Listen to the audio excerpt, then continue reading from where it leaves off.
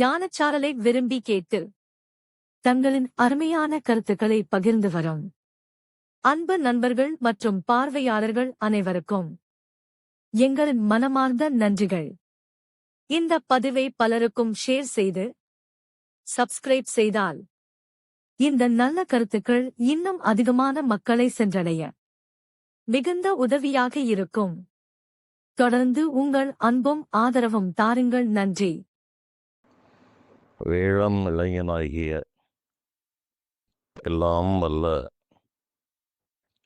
கடுகாசகமூர்த்தி பெருமானுடைய திருவுருளினால் வெளிவந்து கொண்டிருக்கும் இந்த ஞானச்சாரலில் அரிதான பல செய்திகளை உங்களோடு பகிர்ந்து வருகிறேன். இந்த செய்திகள் இப்போது திடீரென்று கண்டுபிடிக்கப்பட்டவைகள் அல்ல. நம்முடைய பாரத நாட்டின் மிகப்பெரிய ஒரு அருள் கொடை. இது போன்ற ஆய்வுகளை பல ஆயிரம் ஆண்டுகளாக செய்து வருவதுதான் நம் நாட்டினுடைய சிறப்பு. ஏதோ பிறந்தோம், வளர்ந்தோம், உண்டோம், ஒடுத்தோம், ஒரு நாள் உடம்பை விட்டு நீங்கினோம், இதுதான் வாழ்வு. இருக்கும் வரை மனம் போனபடி செயல்பட்டு எப்படியோ வாழ்ந்து முடிக்க வேண்டும், எப்படியோ போராடி வாழ வேண்டும் என்ற சாமானிய நிலையிலிருந்து மாறுபட்டு சிந்தித்தவர்கள் நம்முடைய நாட்டு ஞான தபோதனர்கள். அவர்களுடைய சிந்தனையின் விளைவாக இந்த மானிட வாழ்வுக்கு அப்பால் என்ன நடக்கிறது, இறப்பு என்பது இத்தோடு இந்த வாழ்வு முடிந்து விடுகிறதா, மேலும் தொடருகிறதா, அதற்கு அப்பால் என்ன இருக்கிறது, இந்த தூல உடலோடு அநேகர் முடித்து விடுகிறார்கள். அதன் பிறகு இந்த சூக்கும சரீரத்தின் நிலையை வெளிப்படையாக ஆய்வு செய்தவர்கள் இன்னும் பல நாடுகளில் ஆய்வு முற்றுப்பெறாமலே இருக்கிறது. நம் நாட்டில் ஒரு காலகட்டத்தில் இவை நன்கு ஆய்வு செய்யப்பட்டு பல மனிதர்களுக்கும் அது புரியும் விதமாக இருந்த நிலை மாறி இன்று இந்த ஓனுடலை தாண்டி சிந்திக்கிற ஒரு நிலை குறைந்து வருவதையும் நாம் பார்க்க முடிகிறது. ஆனால் பல ஆயிரம் ஆண்டுகளுக்கு முன்பாகவே இந்த ஓனுடலை தாண்டி என்ன இருக்கிறது, உயிர் என்பது என்ன, ஆன்மா என்பது என்ன, இந்த ஆன்மாவுக்கு பரமான்மா என்று ஒன்று இருக்கிறது. இந்த பிறவி என்பது ஒரு வட்டக்கடல் போல இருக்கிறது. அது சுற்றி சுற்றி வந்து கொண்டே இருக்கிறது. இந்த வட்டக்கடலில் கரையேறுவதற்கு வாய்ப்பே இல்லை. அது நீண்ட நெடிய சமுத்திரம் என்றால் ஏதாவது ஒரு கரையில் ஒதுங்கி விடலாம். வட்டமான கடல் என்றால் அதில் மீண்டும் மீண்டும் சுற்றித்தான் வர வேண்டும். யாராவது ஒரு நபர், ஒரு சக்தி நம்மை வெளியே இழுத்து விட்டால் அன்றி அந்த கடலை விட்டு நம்மால் வெளிவர முடியாது. பவசமுத்திர சுகதனாவ ஏகராமனாம் என்று தியாகராஜ சுவாமிகளுடைய கீர்த்தனையில் இது ஒன்று என்று எனக்கு ஒரு நினைவில் இருக்கிறது. அதில் இந்த பவசமுத்திரம் என்பது வட்டக்கடல் என்று சொல்வார்கள். இந்த வட்டக்கடலில் இருந்து நம்மை ஒரு சுகமான ஒரு ஓடத்தில் ஏற்றி வெளியே கொண்டு செல்வது ஒரே ஒரு ராமநாமம் அந்த வேலையை செய்து விடுகிறது என்று அந்த தியாகையர் கூறுகிறார். சங்கீத மும்மூர்த்திகளில் ஒருவர். அதுபோல பிறவி பெருங்கடல் நீந்துவர் நீந்தார் இறைவனடி சேராதார் என்று வள்ளுவர் பெருமான் அதை இதே கருத்தை பல ஆயிரம் ஆண்டுகளுக்கு முன்பு அவரும் வலியுறுத்தி இருக்கிறார். பிறவி பெருங்கடல் நீந்துவர். அந்த நீந்தக்கூடியவர்கள் எல்லாம் இறைவன் அடி சேர்ந்தவர்கள். இதை நீந்த முடியாதவர்கள் இறைவனுடைய அடியை சேராதவர்கள். இறைவனுடைய அடிகளை, திருவடிகளை பற்றி கொண்டால் மட்டுமே இந்த பிறவி பெருங்கடலை நாம் கடக்க முடியும் என்பதை தலை சிறந்த ஒரு அறிஞரான வள்ளுவர் பெருமான் கூறுகிறார். இப்படி மறைமுகமான விஷயங்களை ஆய்வு செய்து கண்டுபிடித்தது நம் நாட்டினுடைய ஒரு தனிச்சிறப்பு. அந்த அடிப்படையில் பல ஆயிரம் ஆண்டுகளுக்கு முன்பு வாழ்ந்து மறைந்த மகான்கள், தீர்க்கதரிசிகள், யோகிகள், இப்படி பலதரப்பட்ட நிலைகளில் உள்ளவர்கள் இன்றும் வாழ்ந்து கொண்டுதான் இருக்கிறார்கள். அவர்கள் வேறு ஒரு நிலையில் இருக்கிறார்கள். பொதுவாக மனிதர்களுடைய மனம் என்ன எண்ணம் என்றால், ஒரு 300-400 வருடங்களுக்கு முன்பு வாழ்ந்த ஒரு மகான் இன்று அவருடைய ஒரு நிலை இருக்கிறது. அவருடைய ஜீவ சமாதிக்கு சென்றாலோ அல்லது வேறு வடிவங்களில், வேறு நிலைகளில் அவர்களை உணர்ந்தாலோ வருடங்கள் இவ்வளவு ஆகிவிட்டது என்ற சிந்தனை பொதுவாக வந்துவிடுகிறது. ஆனால் இந்த ஓனுடலை நீக்கிய பிறகு காலத்தினுடைய கணக்கு என்பது மிக மிக பெரிய புதிராக மாறிவிடுகிறது. அதன் காரணமாகத்தான் 1000 ஆண்டுகள், 2000 ஆண்டுகள் என்று மனிதர்கள் வைக்கிற அந்த காலங்களை கடந்து அவர்களுடைய சமாதிகளோ அல்லது அவர்கள் பல ரூபங்களில் தரிசனம் தருவதோ நடைபெறுகிறது. இதை இந்த வானியல் ஆய்வில் அதிகமாக ஈடுபட்ட நண்பர் ஒருவர், ஒரு வெளிநாட்டுக்காரர், ஒரு இங்கிலாந்து தேசத்தை சேர்ந்த ஒரு அறிஞர், என்னுடைய வாழ்நாளையே இது போன்ற ஆய்வுக்காக அர்ப்பணித்தவர் என்று அவரை பற்றி கூறி ஒரு விவரத்தையும் கூறினார். அது நம்முடைய நாட்டில் முற்காலத்திலே ஒரு நம்முடைய ஞானிகள் கூறிய செய்திகளோடு ஒத்துப்போகிறது. அது என்ன என்றால்,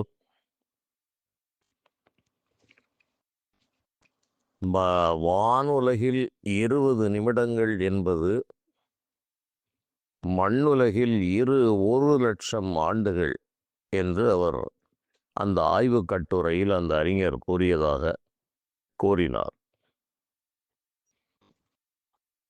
நம்முடைய ஜோதிட சாஸ்திர கணிதம் என்ன சொல்கிறது என்றால், 24 நாழிகைகள் 1 மணி நேரத்திற்கு என்று கூறியிருக்கிறார்கள். அந்த 24 நிமிடங்கள் ஒரு நாளிகை. ஒரு நாளிகை என்பதற்கு 60 வினாடிகள். அவற்றை விட்டு விடுவோம். ஒரு நாளிகை என்ற கால அளவு தற்போது நாம் ஏற்படுத்தி இருக்கிற அந்த மணி நிமிடம் என்ற அடிப்படையில் பார்க்கும்போது 24 நிமிடங்கள் ஒரு நாளிகைக்கு எடுத்திருக்கிறார்கள். 60 நாளிகை ஒரு நாள் என்ற அமைப்பில் இன்றளவும் கணிதத்தை, ஜோதிட ஜாதகத்தை நாம் கணிக்கிற போது இந்த நாளிகைக்கு மாற்றித்தான் அந்த கணக்குகள் செய்யப்படுகிறது. அப்போது நம் நாட்டினுடைய அந்த முன்னோர்களுடைய அறிவுத்திறனை இவர் பலவிதமான ஆய்வுகள், கருவிகளை எல்லாம் வைத்து, அவரும் பலவிதமான உடல் உபாதைகளுக்கு உட்பட்டு சமூகம் அவரை முழுமையும் ஏற்றுக்கொள்ளாத நிலையில் அவர் அந்த தன்னுடைய வாழ்நாளை அர்ப்பணித்து கண்டுபிடித்த ஒரு மிகச்சிறிய ஒரு விஷயம் என்று அவர் கூறியிருக்கிறார். காணுகின்ற உலகத்தில் தான் இது என்றும் இருந்ததாக எனக்கு கூறிய அன்பர் கூறினார். காண முடியாத பிரபஞ்சங்கள் என்பது வேறு இருக்கிறது. மனித அறிவால் அறிந்து கொள்ளக்கூடிய எல்லையில் உட்பட்ட அந்த பிரபஞ்சத்தின் கால அளவு 20 நிமிடம் அங்கே அந்த பிரபஞ்ச நிலையில் இருக்கிறது என்றால், மானிட நிலையில் 1,00,000 ஆண்டுகளாக அது உணரப்படுகிறது என்று கூறினார். அதை நன்கு நான் அதன் பிறகு அதனுடைய விவரங்களை கூறினேன். கிட்டத்தட்ட சரியாக வருகிறது. நமக்கு ஒரு நாழிகைக்கு 24 நிமிடங்கள் என்று முன்னோர்கள் வகுத்திருக்கிறார்கள். இதை சிந்தித்து பார்த்தால் மிகப்பெரிய ஒரு ரகசியம் இதில் இருக்கிறது. ஆனால் சாதாரணமாக யாரும் அதை சிந்திப்பதில்லை. வான்வெளியில் இத்தனை கால புதிர்கள் இருக்கிற நிலையில் மனிதர்கள் இங்கு ஒரு கணக்கு, ஒரு காலத்தில் நாளிகை, இப்போதும் ஜோதிடர்கள் நாளிகை எடுக்கிறார்கள். மற்றவர்கள் 24 மணி நேரம் ஒரு நாள் என்ற அமைப்பில் எடுத்து விடுகிறார்கள். பலருக்கு இருக்கிற சந்தேகம், இரவு 12 மணிக்கு ஆங்கில தேதி மாறுகிறது என்றால்,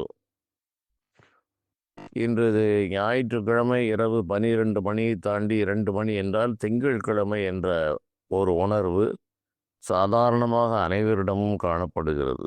இது இந்த ஜாதகத்தை கணிக்க வருகிறவர்களிடம் பேசும்போது தெரியும். இரவு 2 மணி என்று போட்டால் அவர்கள் அந்த ஏஎம் என்று குறிப்பிட்டு அந்த மருத்துவமனை சீட்டில் குறிப்பிட்டிருப்பார்கள்.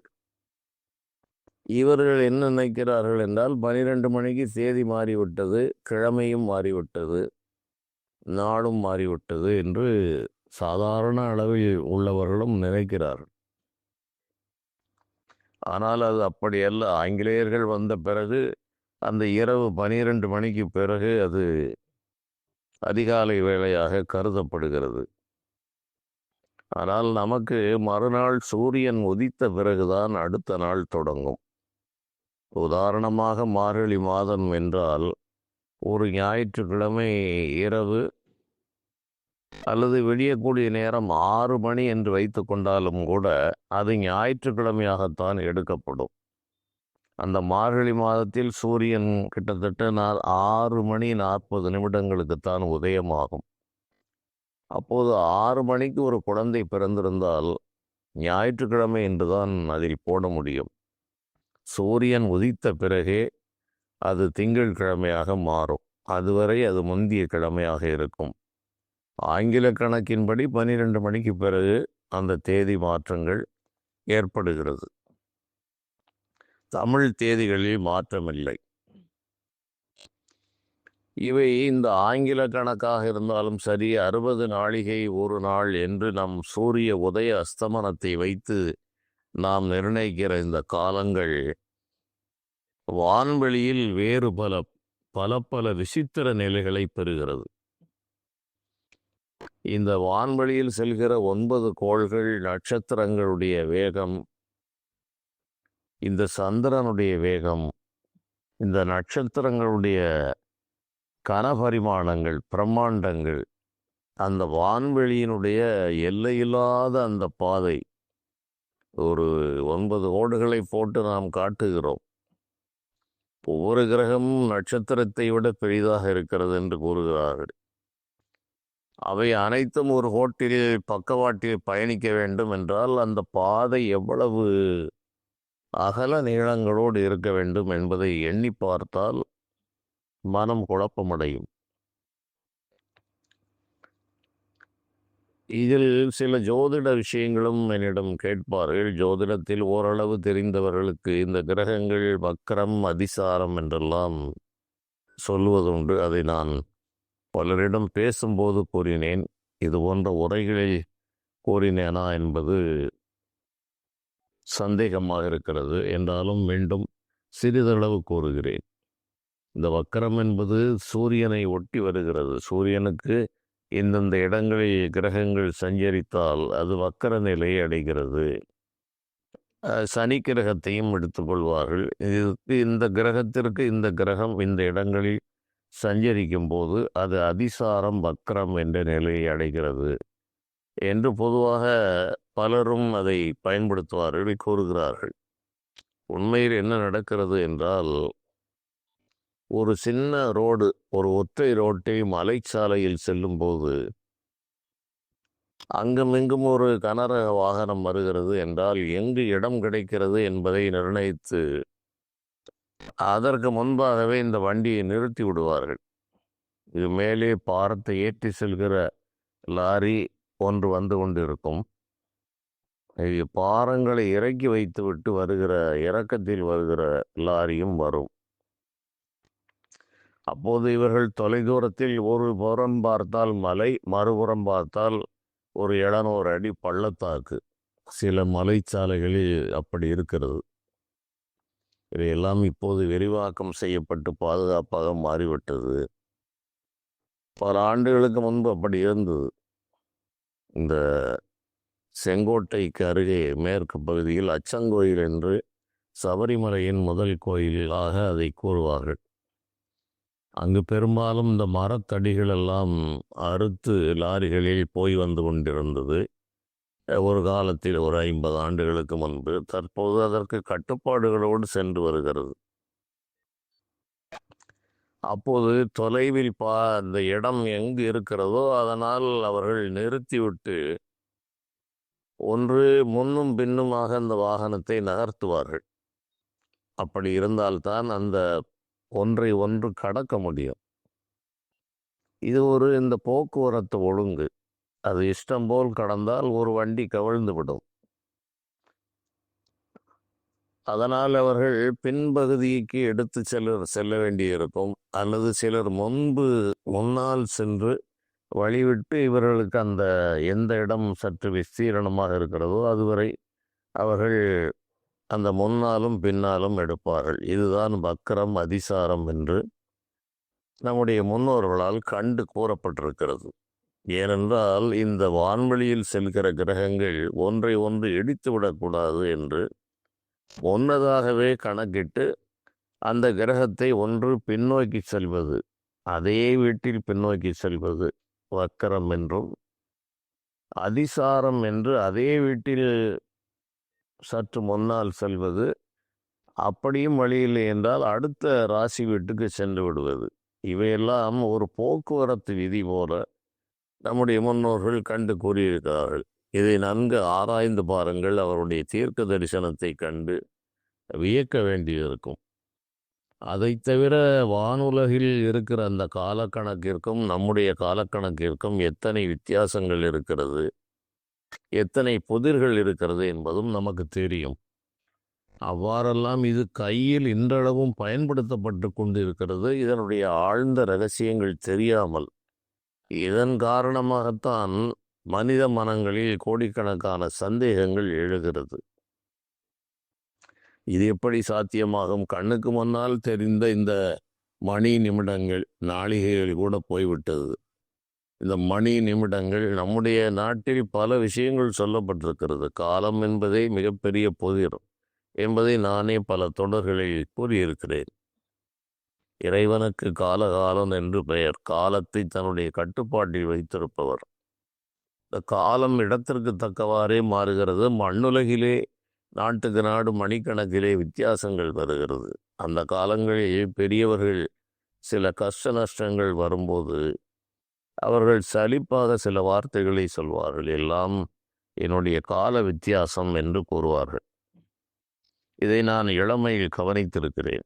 இது என்ன கால வித்தியாசம் என்று சொல்கிறார்களே என்ற சிந்தனை எனக்கு எழுந்தது உண்டு.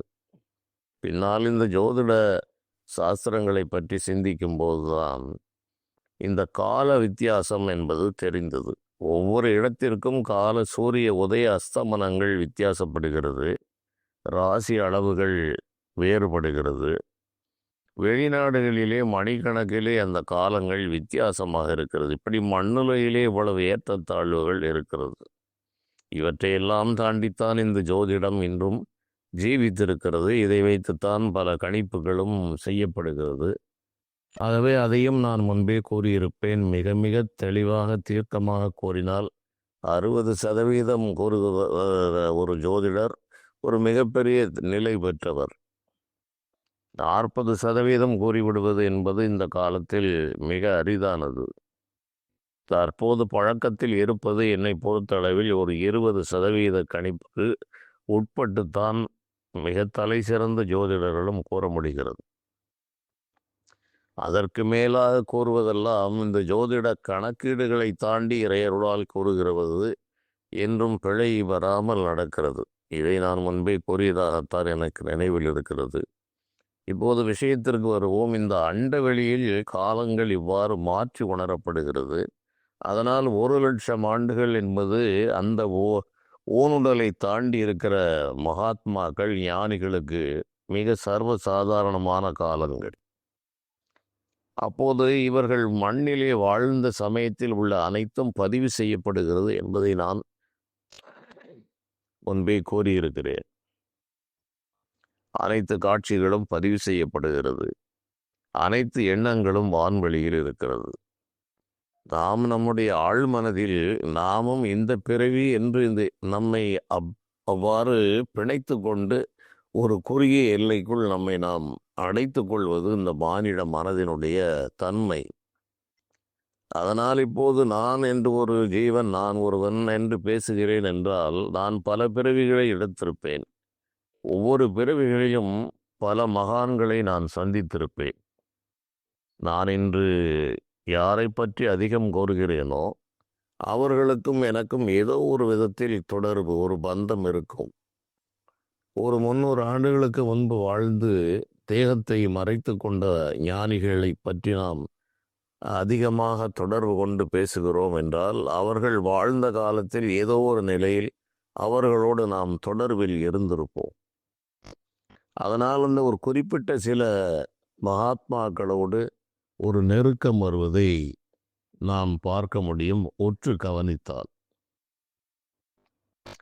இவர்கள் வாழ்ந்த காலத்தில் நாமும் வாழ்ந்தோம் என்றால் அவர்களோடு சேர்ந்து நாமும் நம்முடைய வாழ்க்கை பயணத்தை தொடர்ந்து இருக்கிற நிலையில் சில அனுபவங்கள் அவர்களோடு நாமும் சென்று அல்லது அவர்கள் வசித்த பகுதியில் இருந்து நாம் பார்த்திருந்தால் தற்போது அவருடைய வரலாறுகளை படிக்கும்போது அந்த இடங்களை நாம் அவர்கள் கடந்து சென்ற ஊர்கள் என்று குறிப்பிடுகிற இடத்தை நாம் சென்று கடக்கிற போது அந்த பழைய நினைவுகளுக்குள் நாம் போய்விட முடியும். காரணம், நம்மிடமே அந்த நினைவுகள் இருக்கிறது. காட்சிகள் இங்கு பதிவாகியே இருக்கிறது.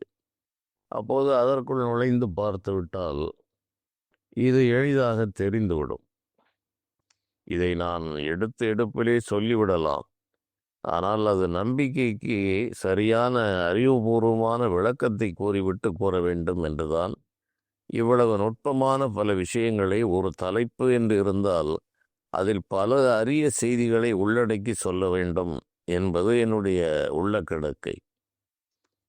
ஒரு தலைப்போடு ஏதோ பொழுதுபோக்கிற்காக சொன்னோம் என்று விட்டுவிடக்கூடாது.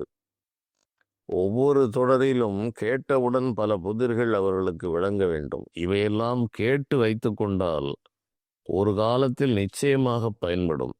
பல கேள்விகளுக்கு விடை இருக்கிறது. ஒரு தொடரை நான் பேசுகிறேன் என்றால் பல பழமொழிகளை, பல பாடல்களை, பல சம்பவங்களை நான் உதாரணமாக கூறுகிறேன். அந்த சம்பவங்களும் பாடல்களும் நான் சொல்கிற கருத்துக்கு வலு சேர்க்கிறது. அதை நான் அனுபவித்திருக்கிறேன், உணர்ந்திருக்கிறேன். அதை எல்லோரும் ஏற்றுக்கொள்வதற்கு ஒரு பிரமாணம் என்பது தேவை. அந்த பிரமாணத்திற்காகத்தான் அவருடைய வாக்குகளை நான் கூறுகிறேன். என்னுடைய அனுபவங்களும் அவருடைய வாக்குகளும் இசைவாகவும் சரியாகவும் இருந்தது என்பது ஒரு புறம் இருந்தாலும் அவர்களுடைய வாக்கோடு சேர்த்து இந்த அனுபவங்களை சொல்லும்போது அது மனதை ஆட்கொள்ளுகிறது, ஒரு நம்பிக்கையும் தரும். அதுபோல பல சின்ன செய்திகள், பல செய்திகளை காலத்தை பொறுத்து, ஒவ்வொன்றையும் பொறுத்து பல செய்திகளை உள்ளடக்கியே இந்த உரைகளை நான் தெரிந்துதான் செய்கிறேன். தலைப்பு என்பதற்கான விஷயங்கள் நிச்சயமாக வரும். தலைப்பு என்பதை தாண்டி பல செய்திகளுடைய கலவையாக இது வருகிறது. இதை கேட்க ஒவ்வொரு செய்திகளும் நமக்கு புதிதாக, ஒவ்வொரு உரையிலும் பல செய்திகள் புதிதாக கிடைத்து கொண்டே இருக்கும். இதை மீண்டும் நிதானமாக பழைய பதிவுகளையும் கேட்டுக்கொண்டு வந்தால் அரிதான பல உண்மைகளை இந்த மனம் விளங்கி கொள்ளும். அப்போது இந்த மகான்கள் பெரிய ஒரு நிலை பெற்றவர்கள், சாமானிய நிலையில் உள்ள உறவினர்கள், நண்பர்கள் என்று பழைய பிறவி தொடர்பு உடையவர்கள் அவர்கள்தான் மீண்டும் மீண்டும் வருகிறார்கள். வேறு வேறு உடல் எடுத்து வருகிறார்கள். காரணம், இது தொடர்ந்த விளையாட்டு. இந்த தொடர்ந்த விளையாட்டில் நல்லவர்களோடு உள்ள தொடர்பும் இருக்கும், நம்முடைய பகைவர்களோடு உள்ள தொடர்பும் வரும், நண்பர்களோடு உள்ள தொடர்பும் வரும். நாம் வாழ்ந்த காலத்தில் இருந்த மகான்கள், தபஸ்விகள், யோகிகள், சிவஞானிகள், இவர்களுடைய தொடர்பு இருந்தால் அவையும் வந்து கொண்டே இருக்கும். அதை உற்று கவனித்துத்தான் நாம் அறிய வேண்டும். ஆனால் இவை அனைத்தும் முந்திய பிறவி தொடர்தான் இன்றைய வாழ்வு. இன்று நடக்கிற அனைத்து செயல்களும், நாம் சந்திக்கிற எல்லா மனிதர்களும், எல்லா நிகழ்வுகளும் முந்திய பிறவியில் நம்மோடு தொடர்பில் இருந்த பல நபர்களுடைய வாழ்வு தொடர்புதான் இன்றைய வாழ்வாக அமைந்திருக்கிறது. வேறு வேறு இடங்களில், வேறு வேறு பிரிவுகளில் பிறந்து, வேறு வேறு மொழிகளிலும் கூட அவர்கள் பிறந்திருப்பார்கள். அவர்கள்தான் இன்று நமக்கு நண்பர்களாக வருவார்கள், பக்கத்து வீட்டுக்காரர்களாக வருவார்கள். புதிதாக ஒரு ரயில் பயணத்தில் கூட அவர்கள் வந்து நமக்கு சிலர் உதவுவதை பார்த்திருக்கலாம். சம்பந்தமில்லாத ஒரு ஊருக்கு சென்று, வேறு ஒரு மாநிலத்தில் சென்று அங்கே பலர் உதவிய நிகழ்ச்சிகளை எல்லாம் பலர் அனுபவித்திருப்பார்கள். அவை தற்செயலாகவெல்லாம் நடக்கவில்லை. அந்த முந்திய பிறவியின் விட்ட குறையலால் அதை போய் இவர்கள் தொட்டது. விட்ட குறையை தொட்ட நிலை. அந்த நிலையில்தான் இந்த சம்பவங்கள் எல்லாம் நடக்கிறது. எதிர்பாராமல் வந்து ஒரு உதவியை செய்கிறார்கள். அல்லது அவர்களுக்கு ஒரு 6 மாதங்கள் அவருடைய வீட்டிலே தங்குவதற்கு கூட அனுமதித்து வேண்டிய உதவிகளை செய்து அனுப்புகிறார்கள். இவையெல்லாம் முந்திய பிறவி தொடர்புகள். அன்றாடம் வாழ்கிற வாழ்வே முற்பிறவி தொடர்பு என்பதை அறிய முடியாத மனித மனம்தான் இந்த முற்பிறவியில் நாம் ஒரு பெரிய மகாத்மாவோடு தொடர்பில் இருந்தோம் என்று கூறினால் உடனடியாக அதை அவநம்பிக்கைப்பட்டு பார்க்கிற ஒரு நிலை வருகிறது. அதை தெளிவுபடுத்த வேண்டும் என்றுதான் இத்தனை விளக்கங்களையும் நான் கூறினேன். இன்று ஒரு இடையூறு ஒரு மனிதனால் வருகிறது என்றால் நம்முடைய முற்பிறவியில் அவனுக்கும் நமக்கும் ஏதோ ஒரு கணக்கு இருக்கிறது. அதனால்தான் அவன் நமக்கு எதிர்நிலையை அடைகிறான், எதிர்கருத்துக்களை அடைகிறான். இப்படி ஒரு பின்னல் வேலையை இறைவன் செய்து வருகிறார். இப்போது நான் முன்பே ஒரு முறை கூறிய செய்திதான், நான் அதிதீவிரமாக இந்த ஒரு ஞான நிலையில் இருந்த காலங்களில், அது பல ஊர்களிலும் இருந்தாலும் கழுகுமலையில் இருந்த காலத்தில் இருந்தது அதிக உயர்ந்தபட்ச நிலையாக இருந்தது. மற்ற ஊர்களில் ஒரு முக்கால் வாசி நிலை என்று இருந்த ஒரு சூழ்நிலை மாறி கழுகுமலையில் நான் வசித்த காலங்களில் அதீத நிலைக்கு இந்த மனம் போய்விட்டது, முருகப்பெருமானுடைய திருவருளினால்.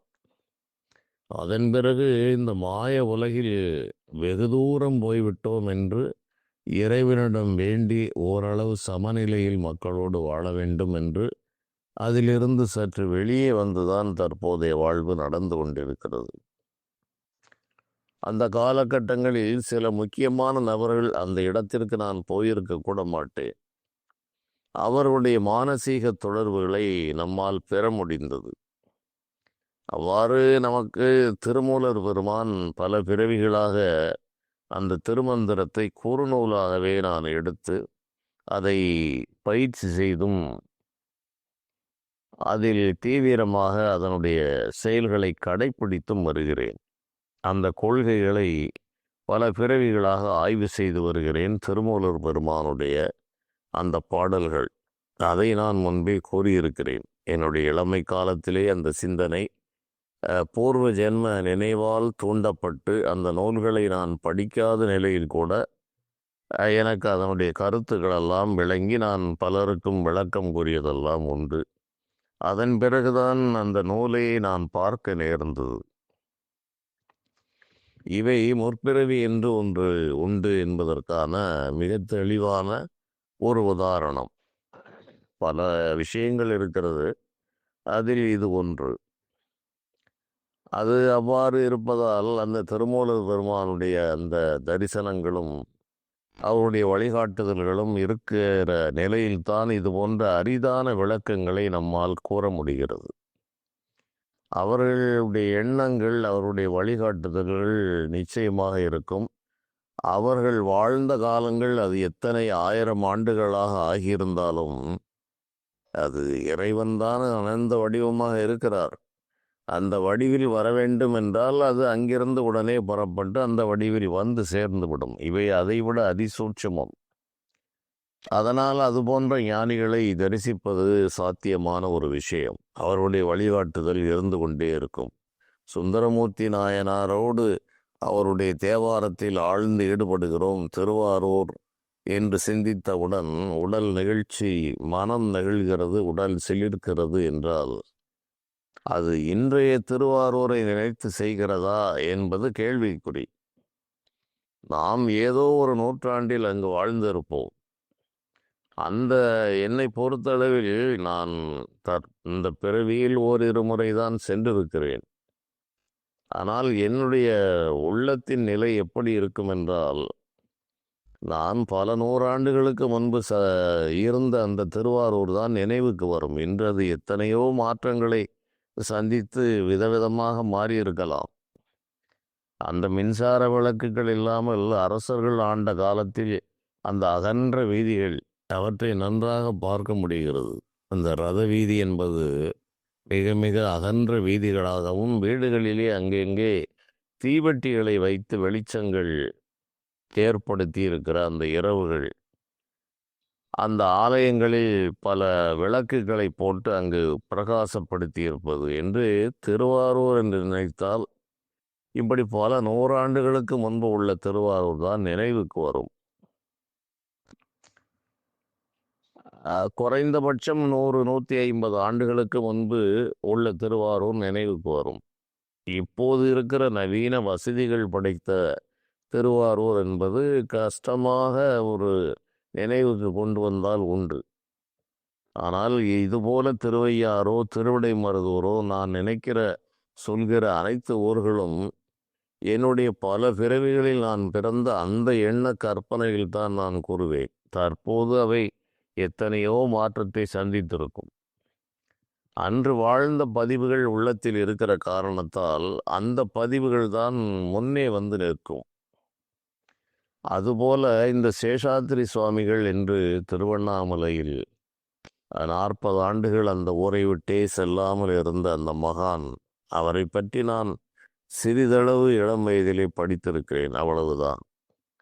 ஆனால் அவருக்கும் எனக்கும் உள்ள ஏதோ ஒரு தொடர்பு ஒரு பலவிதமான நெருக்கத்தை ஏற்படுத்தி பல அதிசய சம்பவங்களை நிகழ்த்தி இருக்கிறது.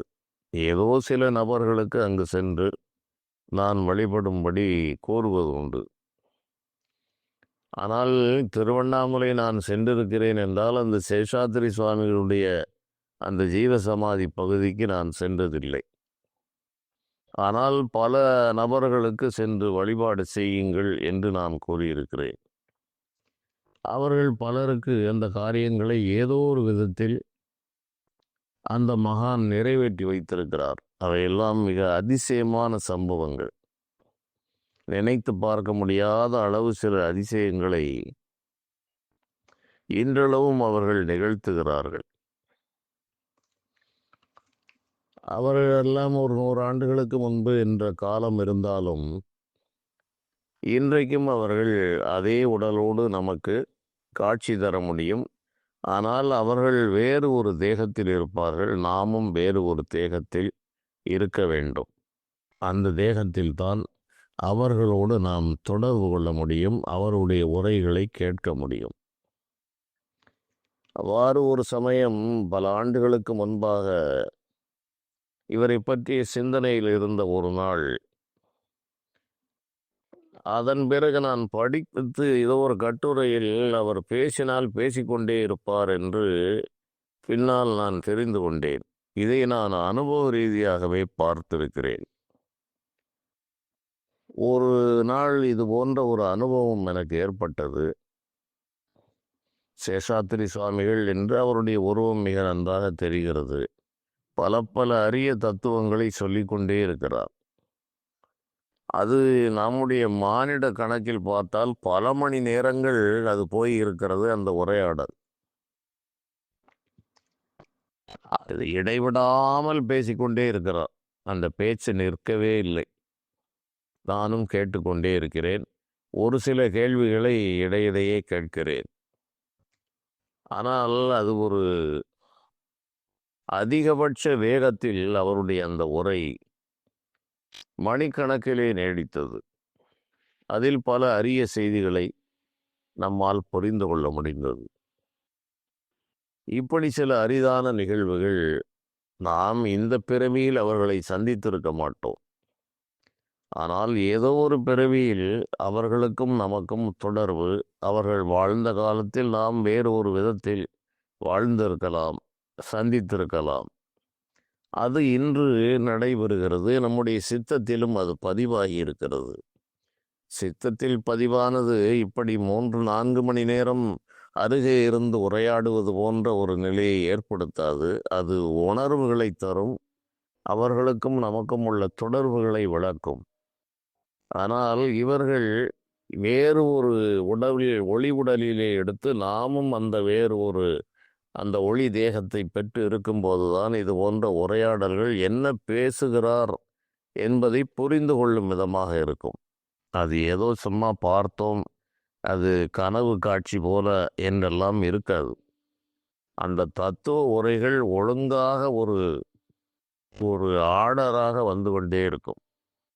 அதில் எந்த குழப்பங்களும் இருக்காது. அப்படி ஒரு முறை, அவருடைய ஒரு முறை இல்லை பல முறைகள் அவ்வப்பொழுது வருவதுண்டு. இதை தவிர இந்த சதாசிவ பிரம்மேந்திர சுவாமிகள், இவருக்கும் எனக்கும் மிக நெருங்கிய ஒரு தொடர்பு. ஏதோ ஒரு அவருடைய காலம் 300 ஆண்டுகளுக்கு முன்பு என்று கூறப்படுகிறது. அப்போது ஏதோ ஒரு நிலையில் அவரோடு தொடர்பு நான் கொண்டிருக்கலாம். அதுவும் நான் ஒரு சிறிய குறிப்புத்தான் இந்த சதாசிவ பிரம்மேந்திரரை பற்றி நான் படித்து தெரிந்து கொண்டது. அதன் பிறகு காலங்களெல்லாம் கடந்த பிறகு இன்னும் சற்று அதிகமாக சில நூல்களில் அது ஒரே விஷயங்கள் தான் கூறப்படுகிறது. ஆனால் என்னுடைய அனுபவம் அவ்வாறு இல்லை. நான் கழுகுமலையில் வாழ்ந்திருந்த போது இவருடைய தொடர்பு பெரும்பாலும் என்னோடு இருந்தது. அவர் ஒரு தேகத்தை மறந்தவர், திகம்பரர் என்று சொல்லப்படுகிறது.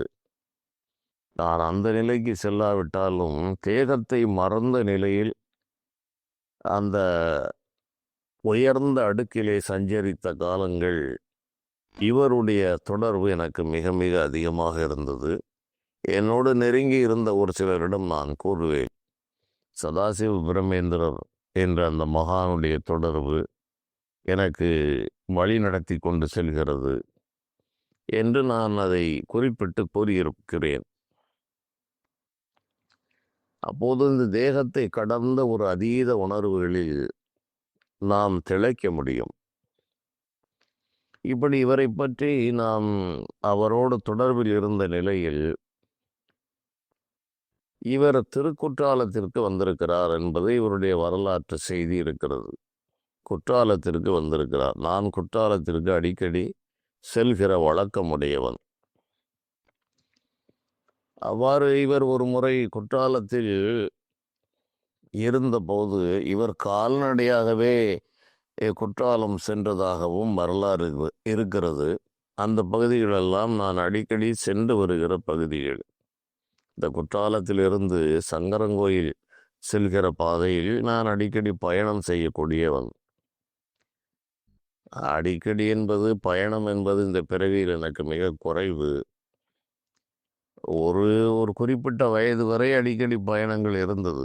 அதன் பிறகு இந்த சேஷாத்திரி சுவாமிகள் 40 ஆண்டு காலம் திருவண்ணாமலை விட்டே எங்கும் செல்லாமல் இருந்தார் என்பது போல நான் ஏறக்குறைய 14-15 ஆண்டுகள் கழுகுமலையை விட்டு எங்கும் செல்லாமல் வாழ்ந்தேன். அதன் பிறகு வந்தும் ஒரு 5 ஆண்டுகள் அந்த ஊரை விட்டு நான் செல்லவில்லை. கிட்டத்தட்ட இந்த பிறவியில் ஒரு 20 ஆண்டுகள் ஒரு குறிப்பிட்ட எல்லையை தாண்டி நான் எங்குமே செல்ல முடியாத ஒரு நிலையில் வாழ்ந்தேன். அது ஒரு தனிக்கதை. அதை நான் பின்னால் கூறுகிறேன். இப்படி பல மகான்களுடைய வாழ்க்கை, இந்த பூண்டி மகான் என்று சொல்கிற அந்த ஆற்று சுவாமி என்று சொல்கிறார்கள். அவருடைய இயற்பெயரெல்லாம் யாருக்கும் தெரியாது. அவர் ஒரு வீட்டு திண்ணையில் 20 ஆண்டுகள் அப்படியே அசைவற்று இருந்தார் என்பது அவருடைய வாழ்க்கை கூறுகிறது.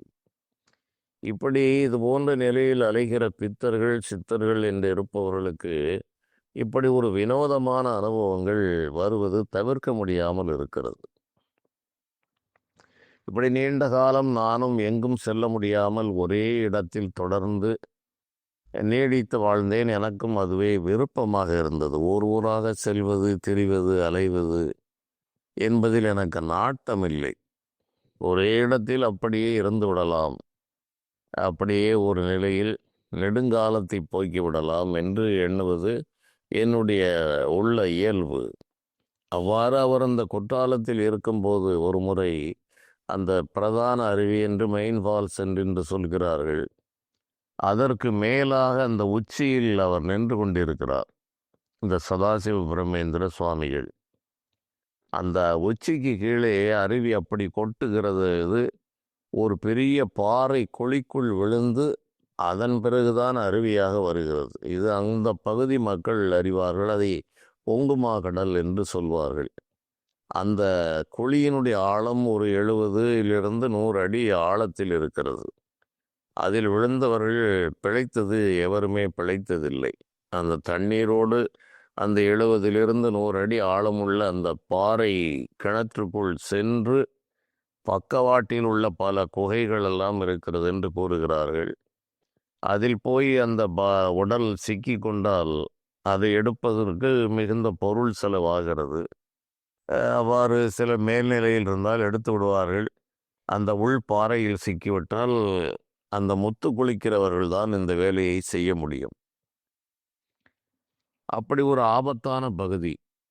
அந்த பகுதியில் ஒரு ஆங்கிலேயர் தன்னுடைய மனைவியோடு இருந்தபோது திடீரென்று பார்த்திருக்கிறார், அந்த அருவி உச்சியில் பொங்குமா கடலுக்கு மேலே அருவி ஒழுகிற அந்த பகுதியில் இந்த சதாசிவ பிரம்மேந்திரர், அவருக்கு அது யார் என்பது தெரியாது, யாரோ ஒரு மனிதன் நிற்கிறான், அபாயமான ஆபத்தான இடத்தில் நிற்கிறான் என்று இவர் அதை தன்னுடைய புகைப்பட கேமராவில் பிடித்து விட வேண்டும் என்று அவர் மனைவியிடம் சொல்லிவிட்டு முயற்சிக்கும் போது, அவரை மீண்டும் கேமராவில் பார்க்கும்போது பார்த்தால் ஒரு பெரிய சிங்கம் இருந்து உருமுவது போன்ற நிலை அவருக்கு அந்த காட்சி கிடைத்திருக்கிறது. முதலில் ஒரு மனிதனாக காட்சி அளித்தவர், அதன் பிறகு ஒரு பெரிய சிம்மம் போல் அவருக்கு தெரிந்தவுடன் இந்த ஆங்கிலேயர் பதறி போய் அதை நிறுத்திவிட்டார் என்பதும் அவருடைய வாழ்வு குறிப்பு கூறுகிறது.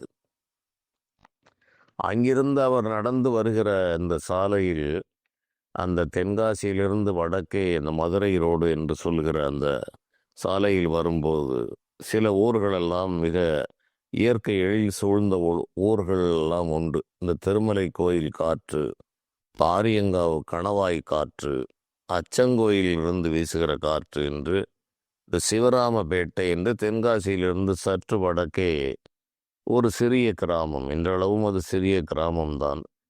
அந்த சாலை ஓரத்தில் ஒரு விநாயகர் கோயில், மிகச்சிறிய விநாயகர்.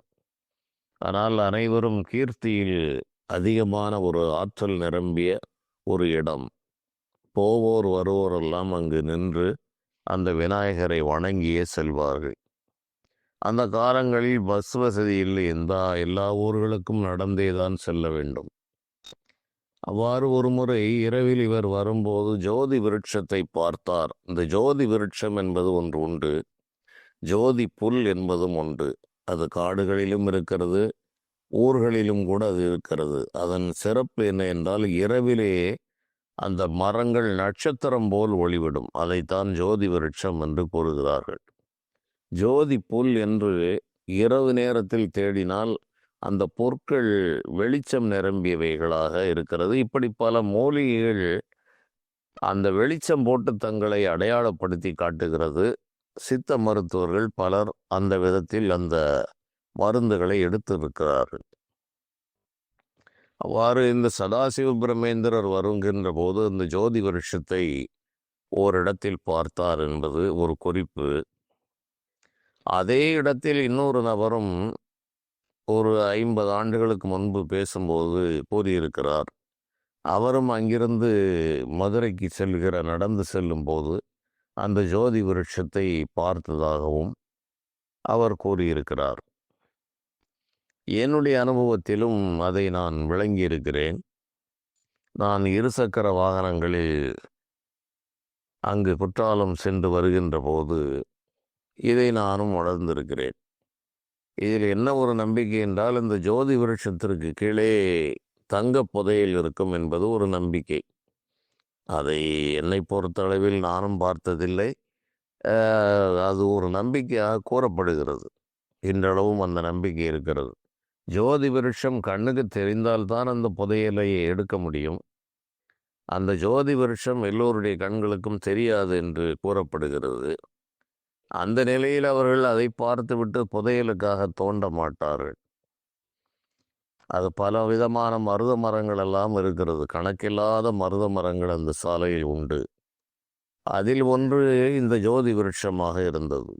இவ்வாறு அவர் அந்த சதாசிவ பிரமேந்திர சுவாமிகள் நடந்து சென்று கொண்டிருந்த போது மாட்டு வண்டிகளிலே பல மரத்தடிகளை வெட்டி ஒரு 5-6 மாட்டு வண்டிகள் சென்று கொண்டிருக்கிறது.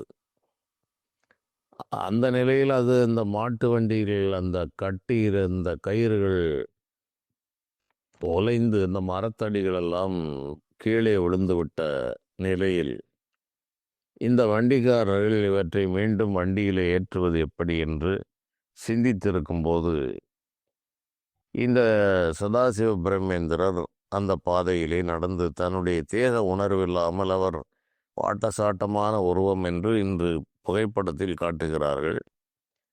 அது போல அவர் வந்து கொண்டிருக்கிறார். இவர்கள் எப்படி இதை எடுத்து அடுக்குவது என்று யோசிக்கும்போது அதில் ஒருவன் கூறினான், ஏதோ ஒருவன் மரக்கட்டை போல மரத்தடி போல் வருகிறான், ஆள் வாட்டசாட்டமாக இருக்கிறான், இவனை வைத்து இந்த வேலையை செய்து விடலாம் என்று கூறி அவரை அழைத்திருக்கிறார்கள். அவர் ஒன்றுமே சொல்லவில்லை. எல்லா மரத்தடிகளையும் ஏற்றுவதற்கு உதவி செய்து அந்த 5-6 மாட்டு வண்டிகளிலும் மீண்டும் வைத்து கட்டிவிட்டார்கள். இவர் இவற்றை செய்துவிட்டு அந்த வண்டிகளை கடந்து போய்விட்டார். ஆனால் இந்த வண்டிகள் புறப்பட்டால் மாடுகள் நகர மறுக்கிறது. இவர்கள் எத்தனை முயன்றும் அந்த மாடுகள் நகரவில்லை. அதன் பிறகுதான் இது ஏதோ ஒரு மாய வித்தையாக இருக்கிறது, முன்னால் சென்ற நபர் ஒரு சாமானியர் அல்ல என்று தெரிந்து இவர்கள் பின்னாலேயே ஓடிப்போய் அவருடைய பாதங்களில் விழுந்து வணங்கி பிழையை பொறுத்தருள வேண்டிய பிறகு அந்த மாட்டு வண்டிகள் நகர்ந்து சென்றது என்பது இவருடைய வாழ்வு குறிப்பிலே உள்ள செய்தி. அந்த பகுதிகளை கடக்கும்போது அந்த உணர்வுகளை நான் பெற்றிருக்கிறேன். இது இந்த பகுதியாகத்தான் இருக்கும் என்பது என் மனதிற்கு மிக தெளிவாக அந்த காட்சிகளோடு விளங்கும். அதை காட்டிலும் இன்னும் ஒன்று, இந்த சங்கரங்கோயில் செல்கிற பாதையில் செல்லும்போது ஒரு ஆங்கிலேய அதிகாரி இவரை பார்த்திருக்கிறார். அந்த இடமும் எனக்கு மிக நன்றாக இந்த இடத்தில் தான் இவர் சென்றிருக்கிறார் என்ற காட்சியை நான் மிக துல்லியமாக உணர்வேன். அவ்வாறு அவர் செல்லும்போது அவர் ஜீப்பில் செல்கிறார். இவர் ஒரு ஆடையின்றி இவர் சென்று கொண்டிருக்கிறார். இதை பார்த்து அவர் வியப்படைந்து, இது என்ன இந்த நாட்டில் இப்படியும் மனிதர்கள் இருக்கிறார்கள் என்று சொல்லி அவர் 10-15 கிலோமீட்டர் போன பிறகு பார்த்தால் அவருடைய ஜீப்புக்கு முன்பாக மீண்டும் இதே சதாசிவ பிரமேந்திர சுவாமிகள் சென்று கொண்டிருக்கிறார். அதன் பிறகுதான் அவருக்கு, இந்த மனிதனை அங்கு பார்த்தோம், நாம் வாகனத்தில் வருகிறோம், எப்படி வந்தாலும் 2 மணி நேரம் அவர் நடந்து வருவதற்கு ஆகிவிடும், ஆனால் நமக்கு முன்னால் செல்கிறார் என்பதை அவர் கண்டு அவருடைய குறிப்பில் எழுதியிருக்கிறார். இந்த பகுதிகளை நான் கடக்கிற போது அவர் எந்த பகுதியில் சென்றார் என்பதை இன்றளவும் என்னால் உணர முடிகிறது. இந்த பகுதியில் தான் இவர் சென்றிருக்கிறார். இதைத்தான் இந்த ஆங்கிலேய அவர் சென்ற பகுதி 2 புறமும் மருத மரங்களும் அருகே நஞ்சை வயல்களும் நிறைந்த ஒரு பகுதி. கணக்கில்லாத மருத மரங்கள் நிறைந்த சாலை. அவை இப்போது வேறு வேறு பல வடிவங்களை எடுத்திருக்கிறது. ஆனால் இந்த காட்சிகள் அப்போது இருந்த நிலையில் இப்போதும் நம்மால் காண முடிகிறது. அதனால்தான் நான் ஆரம்பத்தில் பல விஷயங்களை கூறினேன். அந்த காட்சிகள் எல்லாம் அப்படியே இருக்கும். மனித மனதிலும் பதிவாகி இருக்கிறது, புறத்தேயும் பதிவாகி இருக்கிறது. அதற்குள் நுழைந்து சென்று பார்த்தால் இது போன்ற பல அரிய செய்திகளை நாம் பார்க்க முடியும். மேலும் இது போன்ற செய்திகளை பார்க்கலாம். நன்றி.